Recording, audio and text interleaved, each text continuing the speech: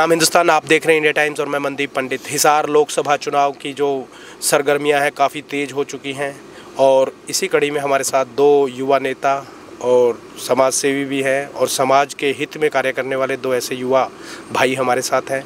एक तरफ है हमारे अरुण दत्त जी। अरुण जी, स्वागत है आपका। जी धन्यवाद। और दूसरी तरफ हमारे साथ हैं सुशील कौशिक, मंगाली वाला के नाम से वो प्रसिद्ध हैं और ब्राह्मण समाज के हितों के लिए अग्रसर रहते हैं हमेशा।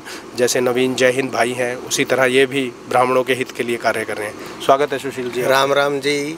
तो कल एक बड़ा महाकुंभ होने जाना है ब्राह्मणों का करनाल में, उसके बारे में आपकी क्या प्रतिक्रिया और आप कितने लोगों का भागीदारी ब्राह्मण समाज की हिसार से रहेगी? कल इस हरियाणा प्रदेश के ऐतिहासिक शहर कर्ण की नगरी करनाल में पूर्व केंद्रीय मंत्री पंडित विनोद शर्मा के नेतृत्व में और युवा सांसद भाई कार्तिकेय शर्मा की आवाज़ पर एक बहुत बड़ा जन सम्मेलन भगवान परशुराम के भक्तों का होने जा रहा है, जो हरियाणा में एक इतिहास बनाने का काम करेगा। कौन कौन आ रहे हैं उस सम्मेलन में? मुख्य अतिथि पूर्व मुख्यमंत्री मनोहर लाल खट्टर जी मुख्य अतिथि के रूप में आ रहे हैं और तमाम 36 बिरादरी के बड़े नेता उसमें उपस्थिति देंगे, जिसका आगाज़ हमारे युवा सांसद कार्तिकेय शर्मा द्वारा होगा। धन्यवाद। तो अरुण जी, आपसे मैं पूछना चाहूँगा कि जैसे कि आप हिसार विधानसभा के प्रभारी भी हैं, आप चुनाव के अभी रंजीत सिंह जो आपके बीजेपी के प्रत्याशी हैं, तो कैसी सरगर्मियाँ चल रही है, क्या तैयारियाँ चल रही है, किस प्रकार का माहौल है अभी? देखिए, मैं अपनी अगर विधानसभा की बात करूं, जिसका मैं प्रभारी हूं, यहाँ बहुत अच्छा माहौल है। यहाँ पिछली बार 144 बूथ थे पूरे हिसार विधानसभा में और जो अब की बार 148 हो गए इस लोकसभा चुनाव के दौरान। जी जी जी। इस पिछली बार भी हम 144 के 44 बूथों में हम विजयी हुए थे और इस बार भी 148 बूथों में हम विजयी होंगे और हम तक हमारी चिंता सिर्फ यही है कि उनको बढ़ाना कैसे है, जिस थी सब हर बूथ में। अच्छा, तो मैं एक चीज़ आपसे जानना चाहूँगा कि लोग जो मुख्य विपक्षी पार्टी है कांग्रेस, उसका जो प्रत्याशी है वो कह रहे हैं कि जी ये तो बीजेपी की फुल फॉर्म है, बहुत जुमलेबाज पार्टी। इस पर आपकी क्या प्रतिक्रिया है? नहीं, बोलने को तो कोई विपक्षी दल कुछ भी बोल रहे, लेकिन उसका कुछ लॉजिक होना चाहिए जी। हमने जो कहा वो किया, तो जुमला नहीं कह सकते। हमारे जो मेमोरेंडम था जो बीजेपी का 370 का था, धारा 370 को हम तोड़ेंगे, हमने तोड़ा। हमने 3 तलाक का था, हमने वो किया। हमने राम मंदिर के जो संकल्प था हमारा उसको बनाने का, वो हमने पूरा किया। वो कह रहे हैं कि जी ये तो धर्म और जाति के नाम पर बांट रहे हैं, राम मंदिर कोई राम तो सबके हैं, इन्होंने तो कॉपीराइट ले लिया राम के ऊपर के भाई राम बीजेपी के हैं। नहीं, उनको तो राम अभी याद आया ना। हम तो राम, जो हमारा तो बेस ही हमारी संस्कृति है वो राम से जुड़ी हुई है जी। तो हमने तो जो कहा वो किया जी। अभी राम में क्या कॉपीराइट की हम बात नहीं करते, भी कॉपीराइट है। देखो, हम विश्वास करते हैं हमारी संस्कृति में, हम विश्वास करते हैं गौ गंगा गायत्री में, ठीक है। हमारा तो शुरू से ही हिंदुस्तान, हिंदी और हिंदुस्तान जी। कौशिक साहब, मैं आपसे ये पूछना चाहूँगा कि 2 प्रत्याशियों की यहाँ पर 4 प्रत्याशी हैं, 3 देवीलाल परिवार से हैं और चौथे भी देवीलाल की राजनीतिक पाठशाला के विद्यार्थी रहे हैं। जब राजनीति का ककहरा कांग्रेस के प्रत्याशी जेपी ने सीखा था तो वो चौधरी देवीलाल से ही सीखा था। तो क्या कहेंगे इन चारों कैंडिडेट्स के बारे में? आपकी क्या प्रतिक्रिया है कि कौन सा कैंडिडेट सबसे बेहतर है? चौधरी रणजीत सिंह जी निश्चित रूप से आने वाली 5 तारीख को कमल खिलाने का काम करेंगे, ऐसा हमारा पूर्णतः विश्वास है। बाकी रहे 3 पार्टियों के कैंडिडेट, मैं उनके बारे में टिप्पणी नहीं करना चाहता, क्योंकि जनता ने कमल खिलाने का मन बना चुकी है और हरियाणा में हम 11 की 11 सीटें जीतने वाले हैं, 10 लोकसभा और 1 विधानसभा। लेकिन पंडित रामविलास शर्मा कह के गए थे कि हम 12 सीटें जीत रहे हैं, कि बोला अभी मैं बांसुरी स्वराज का भी नामांकन करवा के आ रहा हूँ, वो भी जीतेंगे। निश्चित रूप से दिल्ली में भी हम 7 सीटें जीतने जा रहे हैं जी। अरुण जी, मेरा आपसे एक सवाल है कि जैसे कि विपक्षी पार्टियां ये कह रही है कि जी महंगाई पे, भ्रष्टाचार पे और रोजगार के फ्रंट पे बीजेपी नाकाम साबित हुई है, क्या कहेंगे आप?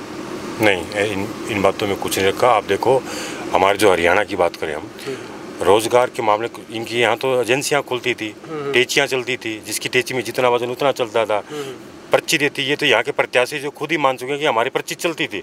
जेपी जी ने इनका वीडियो उठा के देखो, ये खुद कहते हैं कि हमारे यहाँ पर्ची चलती थी और खर्ची भी चलती थी।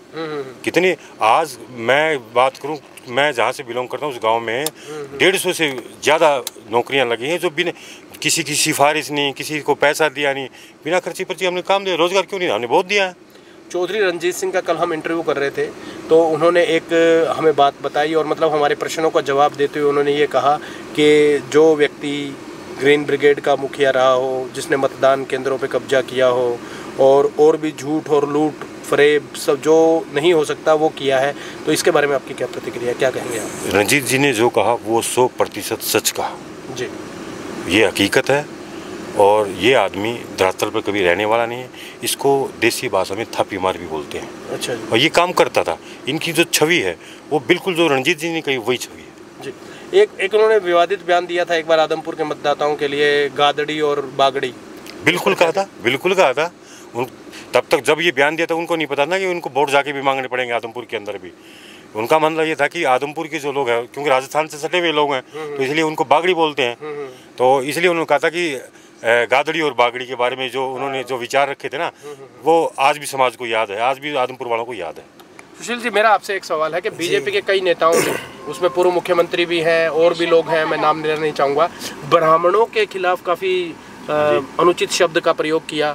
तो आप भी एक ब्राह्मण हैं, समाजसेवी भी हैं और ब्राह्मणों के हितों के लिए हमेशा लड़ते रहते हैं, तो इस पर आपकी क्या प्रतिक्रिया है? मनदीप जी, आपके सवाल का मैं जवाब देना चाहूँगा कि चौधरी रणजीत सिंह जो द्वारा जो टिप्पणी की गई थी उसके लिए उन्होंने माफ़ी मांग ली थी और आज व्यक्तिगत रूप से चौधरी रणजीत सिंह की धर्मपत्नी से मेरी आधा घंटे तक चर्चा हुई।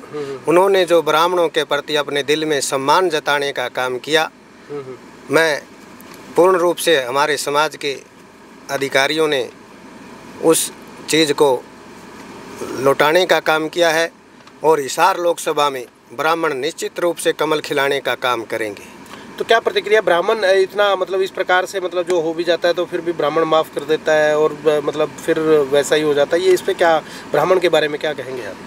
ब्राह्मण ने एक नारा दिया हुआ हमारी सृष्टि के आरंभ में कि सर्वे भवन्तु सुखिनः सर्वे सन्तु निरामय सर्वे भद्राणि पश्यन्तु मा कश्चित् दुख भाग भवेत्। ब्राह्मण दुख सहकर भी प्रकृति की चिंता करता है, अपना अपमान सहकर भी समाज का सम्मान लौटाने का काम करता है और भारत माता की अस्मिता के लिए अपने आप को न्यौछावर करके भस्मीभूत करने का काम ब्राह्मण ने किया है। तो मतलब आपको ये लगता है कि ब्राह्मण समाज ने मतलब बिल्कुल सबको माफ़ कर दिया है और वो बीजेपी के साथ हैं, बीजेपी को समर्थन देंगे? बिल्कुल। यदि हरियाणा के अंदर मैं चर्चा करूं, माननीय रामविलास जी लेकर और तमाम ब्राह्मण नेताओं ने पार्टी की अस्मिता के लिए अपने आप को न्यौछावर करने का काम किया और आगे भी करते रहेंगे। हमारा देश पहले है, हम बाद में हैं। अरुण जी, मेरा लास्ट सवाल है आपसे, ये है कि जो 10 की 10 लोकसभा सीट है हरियाणा की, उसमें दावा कर रही है कांग्रेस के हम 10 की 10 जीत रहे हैं। भूपेंद्र सिंह हुड्डा का बयान आया था कल, क्या कहेंगे इस पर? देखो जी, सही रिजल्ट तो 4 जून को पता चलेगा।